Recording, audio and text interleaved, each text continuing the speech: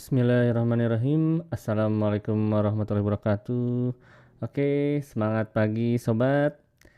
Kali ini saya akan coba untuk sharing terkait tips bertransaksi dengan tipe-tipe penjual. Nah, kenapa saya ingin sharing terkait hal ini? Ya, karena kadang-kadang ya dalam bertransaksi sering mungkin terkadang ada terjadi kesalahpahaman antara pembeli ataupun penjual, dikarenakan kita tidak saling memahami, situasi masing-masing. Nah, mungkin kalau beberapa pedagang atau penjual atau pengusaha atau pebisnis mungkin pernah mempelajari, terkait, bagaimana menyikapi tipe-tipe pembeli.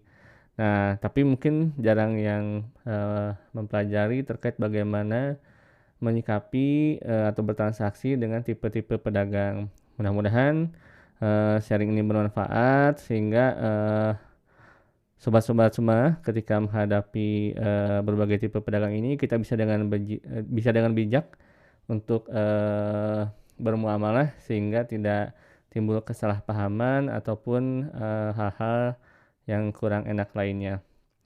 Oke, saya akan coba, sebelumnya pengelompokan ini adalah pengelompokan apa ya, pendapat saya pribadi saja ya.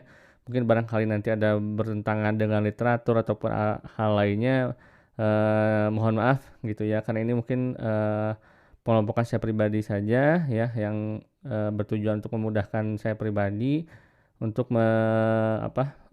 bagaimana menyikapi tipe-tipe penjual, dengan baik agar tidak terjadi kesalahpahaman. Nah, mungkin saya sharing di sini juga mungkin barangkali bermanfaat bagi rekan-rekan semua. Oke, saya pribadi ini mengelompokkan tipe-tipe penjual ini ada 3 tipe ya. Yang pertama itu adalah tipe pedagang, yang keduanya adalah, pengusaha, dan yang ketiganya pakar atau seniman.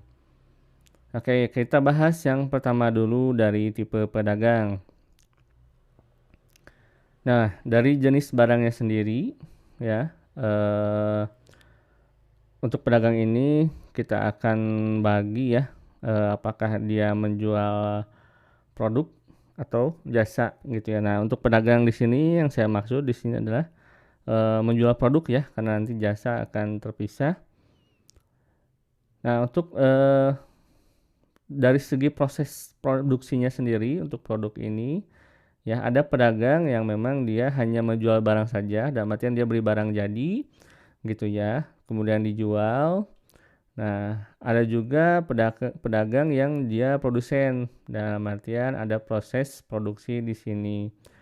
Nah, hal yang paling, membedakan dengan tipe pengusaha, pedagang di sini umumnya, dia tanpa sistem ya, jadi semuanya adalah, secara personal gitu ya, penanganannya meskipun, yang bersangkutan punya karyawan, tapi secara umum tidak ada sistem tertulis ataupun minim sekali sistem tertulis. Ini akan membedakannya dengan kelompok pedagang tipe pengusaha, gitu ya. Nah, dari segi penentuan harga sendiri ya, kalau untuk tipe pedagang ini, misalkan kalau untuk pedagang yang dia hanya menjual barang jadi gitu ya, nah dia bisa menghitung dari, selisih, harga ya, margin harga di harga beli berapa, baru ditentukan harga jual berapa. Nah, ini bisa berdasarkan harga pasaran ataupun mungkin ketentuan dari supplier atau ketentuan dari distributor gitu ya. Terus berikutnya lagi, kalau untuk produsen penjual, nah ini, umumnya, kayak misalkan seperti apa contohnya tipe produsen penjual, misalkan pedagang gorengan gitu ya, dia membuat proses produksinya dan dia juga menjual gitu. Nah, kalau tipe produsen penjual ini, untuk beberapa apa ya, produsen penjual seperti ini dia menentukan harga kadang-kadang bagi yang tidak, tahu tentang harga pokok produksinya atau repot untuk menghitung harga pokok produksinya, biasanya pedagang seperti ini menentukan dari harga, umumnya berapa gitu atau yang lain berapa, meskipun yang bersangkutan kadang-kadang biasanya tidak mempertimbangkan bagaimana value yang ditawarkan atau kualitas produk yang ditawarkan. Misalkan sebagai contoh, di lokasi saya misalkan harga mie ayam itu katakanlah yang tanpa bakso misalkan adalah sekitar 7.000. Ya, di lokasi lain dengan masih di kota yang sama ya tapi berbeda tempat, itu bisa jadi harga mie ayam eh, harganya kisaran 10.000 atau 12.000 ya, dengan mungkin dan kualitas produk yang sama gitu ya. Value-value yang lain pun sama gitu, tidak perbedaan. Nah, ini dikarenakan biasanya berdasarkan pedagang yang bersangkutan tidak menghitung berdasarkan HPP atau mempertimbangkan target market, tapi kira-kira dia umumnya yang lain ngejual berapa, kurang lebih seperti itu. Oke. Nah, berikutnya lagi ya. Nah, ini kaitannya dengan kita sebagai pembeli ini untuk negosiasi harga gitu ya. Nah, untuk pedagang dengan tipe penjual ya yang menjual barang ini kan biasanya dia keputusan penentuan harga adalah keputusan pribadi ya. Biasanya umumnya kalau di toko-toko gitu ya, dia ngejual barang sendiri tanpa karyawan, atau misalkan kalaupun ada karyawan biasanya yang bersangkutan itu akan jadi kasirnya. Nah, ini mungkin harga di toko-toko atau tipe penjual seperti ini gitu ya, ataupun di secara online pun ada ya, kecuali yang di marketplace yang sudah ditentukan harganya. Kita bisa menego harga gitu, kayak kita nawar di pedagang-pedagang di pasar dan sebagainya. Itu kurang lebih gambarnya seperti ini. Ini kita bisa menego harga gitu ya. Karena yang bersangkutan pun ya tahu harga dasarnya berapa, ya harga pembeliannya berapa, sehingga ketika kita nego pun bisa mempertimbangkan dengan baik, dan juga keputusannya keputusan pribadi tanpa harus tergantung dengan hal lainnya gitu ya, kecuali memang kalau ada ketentuan dari distributor atau yang lainnya ya. Nah, ini kita bisa menego di sini gitu ya. Terus bagaimana dengan tipe produsen penjual? Kita di sini melihat situasi ya. Biasanya kalau pedagang makanan eh, mungkin tidak didiskon kali ya, tapi mungkin biasanya minta bonus kalau kita beli banyak. Nah, itu mungkin masih bisa karena eh, apa namanya, keputusan pribadi terkait penentuan harganya gitu ya. Dan mungkin asal negonya tidak teuing-teuingeun gitu atau terlalu berlebihan sehingga menyinggung si penjual, ini masih bisa untuk bernegosiasi terkait harga gitu. Nah, berikutnya lagi ya, kita akan lanjut untuk tipe penjual pengusaha ya. Ini pengusaha tersebut bisa produsen dan penjual, atau dia pengusaha yang hanya menjual barang saja gitu ya, seperti produk-produk retail, produk-produk elektronik, toko-toko elektronik yang sudah bersistem atau minimarket itu kan biasanya pengusahanya tidak memproduksi barang itu sendiri, tapi dia menjualkan barang orang lain. Itu contohnya. Nah, kalau produsen penjual ya yang bersangkutan juga memproduksi gitu ya dan juga menjual barangnya. Nah, yang membedakan dengan kelompok pedagang adalah pengusaha ini memiliki sistem ya. Jadi sistem untuk pendelegasian, mempunyai struktur organisasi gitu ya, punya SOP dan ketentuan-ketentuan lainnya, sehingga eh, termasuk dalam segi penentuan harga pun sama gitu ya. Karena itu jika bertransaksi dengan tipe penjual seperti ini ya, nah ini mungkin kita agak kesulitan gitu untuk negosiasi harga kayak di pasar atau dengan pedagang-pedagang PKL lainnya gitu ya. Karena biasanya eh, harga ini sudah masuk ke dalam sistem gitu ya, sehingga tidak hanya orang-orang tertentu saja yang bisa untuk berwenang untuk melakukan diskon atau pemotongan harga, pembatalan transaksi dan lain sebagainya.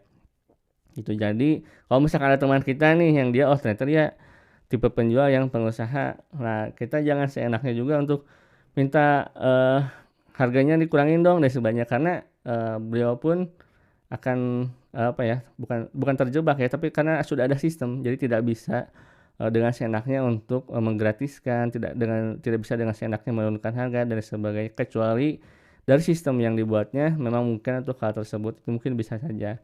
Nah, hal yang paling mungkin untuk kita bernegosiasi ya terkait harga dengan tipe kelompok pengusaha ini gitu ya. Nah, itu misalkan kalau misalkan itu kenalan kita ya, mungkin bisa jadi diskon sistemnya. Kan itu kalau di diskon di sistem kasirnya gitu ya, itu biasanya ada fitur tersebut gitu. Nah, selain itu gitu ya, untuk eh apa sih? Biasanya kalau tipe penguasa ini ya, untuk memfasilitasi hal tersebut untuk negosiasi harga biasanya difasilitasi untuk pendaftaran member gitu ya, atau pendaftaran reseller ataupun dropshipper dan lain sebagainya. Itu kita bisa bernegosiasi dengan cara tersebut dengan tipe penjual tersebut gitu ya. Tapi jangan sampai ya kita nego kayak di pasar, itu jangan juga gitu ya. Karena mereka udah ada sistem, agak kesulitan juga kalau misalkan keputusan harga itu berdasarkan keputusan pribadi gitu ya, kecuali mungkin untuk beberapa produk tertentu yang memang bisa gitu ya, bisnis to bisnis, mungkin ada hal-hal yang bisa negosiasinya lebih fleksibel, itu mungkin dimungkinkan saja. Oke, yang terakhir adalah kelompok pakar atau seniman ya. Ini umumnya jarang berupa ini ya. Umumnya adalah tipe yang menjual berupa jasa ya, dan juga berupa produk gitu. Nah, misalkan contohnya adalah ahli arsitek misalkannya, ahli arsitek gitu ya, atau ahli kendaraan dan lain sebagainya. Terus juga untuk membuat produk-produk yang memang dia sentuhan personalnya kuat gitu ya, produk-produk kerajinan atau produk-produk apa ya, ukiran dan sebagainya, produk-produk seni gitu ya, atau produk-produk yang memang dibuatnya secara manual, kerajinan tangan atau handcraft gitu ya. Nah, ini untuk rekan-rekan jika berhadapan dengan situasi penjual seperti ini gitu ya, ini harus hati-hati terkait negosiasi harga ya, karena teori yang bisa diterapkan di tipe penjual yang pedagang gitu ataupun pengusaha ini tidak selalu bisa diterapkan di sini. Kenapa? Karena sentuhan personal dari eh, penjual yang dia seorang pakar gitu ya, atau seorang seniman, itu value-nya akan sangat kuat di sana gitu, sehingga kalau kita menegosiasi harga itu bisa menyinggung sisi pribadinya gitu ya. Misalkan contoh seorang pakar, katakanlah hanya untuk menilai sebuah kerusakan, pakar bangunan katakan menilai sebuah kerusakan bangunan hanya dengan melihat-lihat gitu ya, tarif jasanya katakanlah mahal sekali gitu ya. Nah, kita jangan melihat dari mahalnya gitu ya. Itu lihat pengalamannya gitu, sehingga dia bisa menentukan mana yang rusak dan tidak gitu. Sehingga tidak bisa diukur dengan oh, masa hanya begini saja harganya mahal, itu tidak bisa. Gitu. Ataupun misalkan jasa desain yang sering terjadi ya. Jadi sering keluhan para desainer, kadang-kadang calon konsumen nawarnya nggak kira-kira gitu ya. Padahal yang namanya karya desain itu udah karya yang dihasilkan oleh pakar gitu ya, oleh ahli gitu ya, oleh seniman gitu. Sehingga tidak bisa hanya dinilai berdasarkan kesederhanaan prosesnya gitu atau kesederhanaan bentuknya, tapi yang harus dipahami adalah untuk menghasilkan hal tersebut itu perlu keahlian khusus, perlu cita rasa seni yang tersendiri gitu ya, yang tidak bisa semua orang bisa gitu. Oleh karena itu tidak bisa dinilai dari kesederhanaan prosesnya atau kesederhanaan hasilnya dan sebagainya. Jadi hati-hati kalau misalkan bernegosiasi nanti akan malah menyinggung gitu ya, termasuk produk-produk kerajinan, produk-produk lukisan gitu ya. Misalkan oh ini lukisannya kenapa sederhana begini tapi harganya mahal banget. Nah, itu tidak bisa dinilai dari kesederhananya, tidak bisa nilai dari harga pokok produksinya. Karena di situ sentuhan personalnya atau value dari eh, pak penjual tersebut gitu ya, Pak, sebagai seorang pakar, sebagai seorang seniman gitu ya. Itu tidak bisa dinilai. Jadi jangan membahas HPP-nya, jangan membahas terkait kesederhanaan prosesnya dan sebagainya. Itu akan sangat menyinggung sekali untuk bagi penjual-penjual tipe pakar dan seniman. Oke. Itu dulu mungkin sekian sharing dari saya gitu ya. Jadi ini mungkin juga untuk apa ya, bahan saya pribadi gitu ya ketika bertransaksi dengan orang lain gitu ya, dan apalagi namanya bertransaksi dengan orang lain ya atau bermuamalah, ini adalah berhubungan dengan manusia ya. Nah, sedangkan yang namanya kunci berhubungan dengan manusia adalah harus memanusiakan manusia, sehingga kita harus memahami ya tentang manusia itu sendiri ya, tidak dari hanya sudut pandang diri kita maupun sudut pandang orang lain. Nah, bagi seorang muslim mungkin masuk saya pribadi ya sudah ada pedomannya gitu ya, berupa adab, akhlak gitu ya, terus juga aturan-aturan syara ya yang dalam harbu muamalah. Nah, itu semua sudah diatur oleh Allah melalui Al-Quran As-Sunnah gitu ya, untuk memanusiakan manusia gitu ya. Mungkin dengan ilmu-ilmu duniawinya gitu ya, ilmu psikologi gitu ya, ilmu, ilmu terkait personality ini juga bisa membantu untuk lebih bersikap lebih bijak ya terkait berhubungan dengan manusia, sehingga kita bisa apa ya, mencapai akhlak yang baik gitu ya, seperti apa yang diajarkan oleh Rasulullah. Oke, terima kasih, sekian sharing dari saya gitu ya. Kalau ada kesalahan, kalau ada ya hal yang kurang berkenan, kalau ada kesalahan, ini murni kesalahan dari saya ya. Hal yang baik datangnya dari Allah Subhanahu wa taala ya. Wabillahi taufiq wal hidayah. Wassalamualaikum warahmatullahi wabarakatuh.